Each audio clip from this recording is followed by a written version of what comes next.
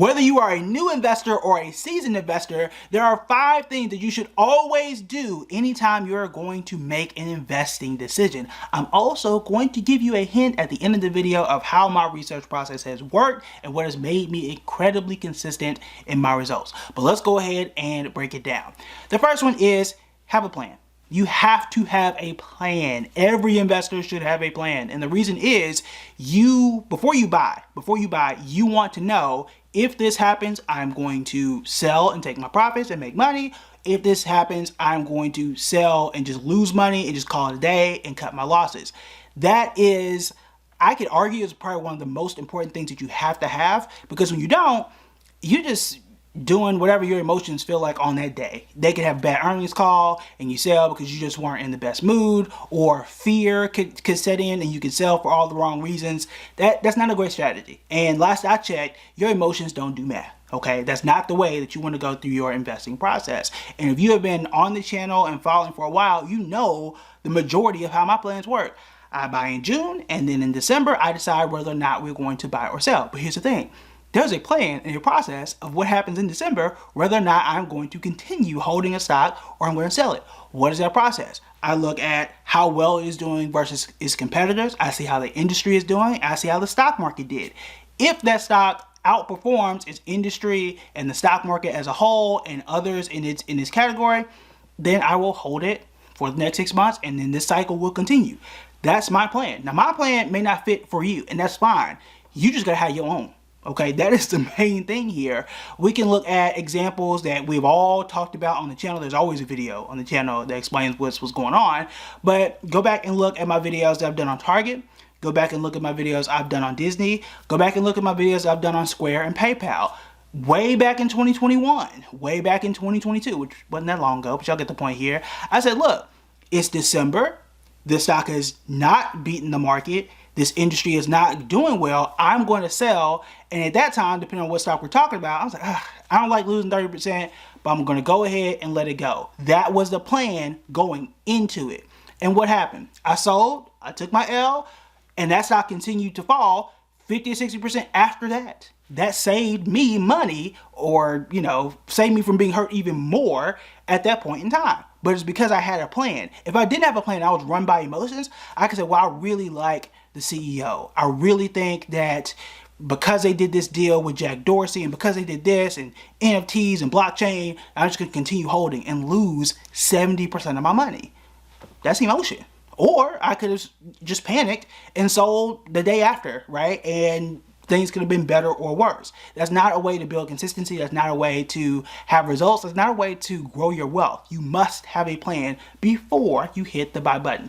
Far too often, I see people in my comments, in my DMs, and sometimes in my classes say, hey, should I sell this stock? I say, hey, what was your plan? What was your plan in advance? Because I can't give you a plan after you've already in it, right? I don't know what's going on here. I'm halfway through the journey, and I don't know how you started, right? So you got to make sure that you have a plan going into it.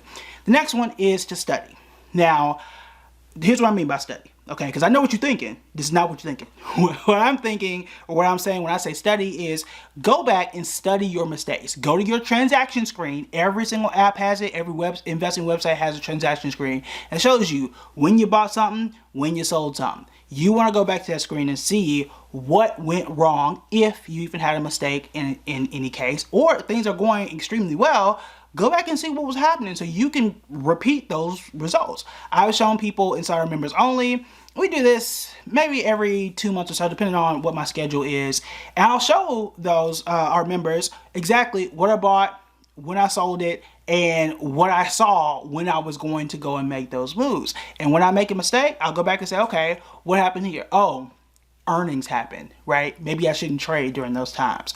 There are other times where a CEO will change. CEO got fired, there was a scandal. I can't control that, right? Maybe you are going to your transaction screen and notice you continuously buy the exact same types of stocks.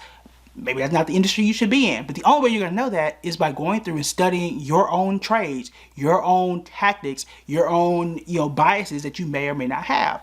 Go back and look at those things so that you can be right more often than not. Okay, so that's what I mean by study. And here's the thing that you probably thought I was going to say is do your own research, which is what you should do, right? I knew you knew this was going to come, but you should, right? You should never invest in anything that you do not understand. Now, I've done several videos on what my research process is.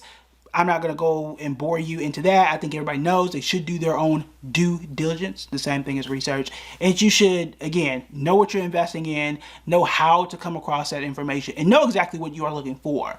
Every investor is going to look for different things. We all want to make money, okay? That's a fact. However, you might be someone who is focused on dividends. So you are going to go look for what the dividend rates are and how consistent those dividends are going to be. Others could say, I'm just looking for value. I want to make sure I'm paying the right price for this company. Your research process is going to vary depending on what it is you're looking for, but you need to know where to find that information, where to verify that information, and you need to have that information before you make that investing decision. Next one is patience. You gotta be patient, okay? You gotta be patient. And there are a few reasons why, but I'll walk you through an example that's happening right now in my own portfolio, and that is Ulta Beauty. Now, I got up here, and I told y'all when I bought Ulta, right? And I think this was, go back and look at the video, but I did this, I think, back in June. Things were fine with Ulta. I thought that there was a great value for the company. I think I paid the right price for the company. Few months into it, they had a bad earnings call. They had a bad earnings result. Actually, the company made more money, which in my book is a good thing, but for whatever reason, they didn't make as much money as what Wall Street wanted. The stock dropped. I was down 20%. However, I stuck to the plan. The plan was wait until December, make a decision in December. So when I was down 20, I said, not great, but I'm going to continue with the plan. And now I'm down like $47, which is like less than 1%. So I am very close to making money on this stock as of this video. Now, I don't know what's going to happen between now and December. I hope things go in my favor, right? However, had I not been patient and had I just let my emotions run wild, because I was upset, right? I was a little scared, a little shook. Nobody likes to lose 20%. However, because I had a plan, because I was patient, things improved, right? Right now, I could cut the cord and just lose $40 or $50, which I'm not. I'm gonna continue with the plan. I'm gonna continue to be patient. But when you're not patient, you really don't allow things to pay off. And things can change very quickly, and sometimes they can change very slowly. Another great example of this is NVIDIA. Y'all know when I bought NVIDIA years ago. We got videos on that too. We have videos on almost everything because we do 250 videos a year, but y'all get the point, right? Last year when all of tech was down and NVIDIA was down, I don't know, 30 or 40% or whatever it was, which was normal for a lot of tech stocks, I was patient. I continued to hold the stock, and now this year it's up 218%. Hooray for patience, right? Sometimes you need to be patient when it comes to investing. It's not always going to happen within a day. It's not always going to happen within a year, but it can happen if you do your research, if you study what you are doing in your investing process, and you have a plan for all of those things. You're going to be right more often than not. Now, that ain't the last thing. Okay, that's not the last thing that you need to do. You also need to have consistency. And this is where I think I'm biased because I'm talking about me, but this is where I think I excel in the consistency piece. And there are a few pieces of evidence for this. I do a fresh video every Monday through Friday, almost without fail. So I'm consistent, okay? But when it comes to my investing process, I'm also very consistent in what I read, how I read it, what I'm looking for, and then, when I decide to buy. So I'm going to give you a little insider information on how this works. You've seen my research process. These videos are on the channel. So I'm looking for recent news articles. I am pulling their recent reports in terms of their, what we call the 10K, which is their annual report, or a 10Q, which is a quarterly report. And I like to go through and read usually the intro section to figure out what the business is if I don't know the business, if the business is new. And I've done this inside my courses, done this inside the members only, where I'll show you exactly what I'm looking at. Then I'm looking to see how it compares with its peers in that space. How does it compare with the stock market as a whole? If it checks that box, I'll move to the next thing. I start to see how much should I pay for this company? Is it overvalued or undervalued? That's the next thing I look for. And then If it's in June, I'll buy it, or if it's in December, I'll buy it, and I'll hold it until the next 6 months, the next June, the next December, and then do the exact same comparison again, and then decide if it is better than its peers, if it's better than the stock market, we hold it. If it's not, we will likely cut ties with it. And then that process repeats every single time.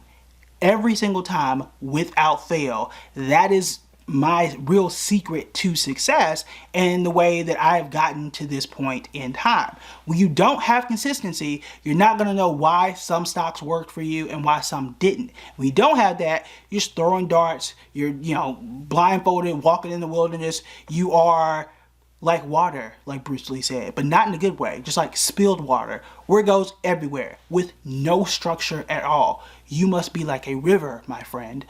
I don't know Bruce Lee, but y'all get the point here. You must be going in the same direction and be focused as opposed to just everywhere. And that is why when I make a mistake, I go back and study and say, hey, what went wrong here? Was there something in the research process? Do I need to add something new to the research process or take something out, right? And then make sure that I am getting the exact same results as close as I can every single time so that I can make sure my money actually grows. But there are some things as an investor that, look, you just shouldn't do, that you should not do. If you want to know what that list of things that every investor should avoid and not do, check out this video right here.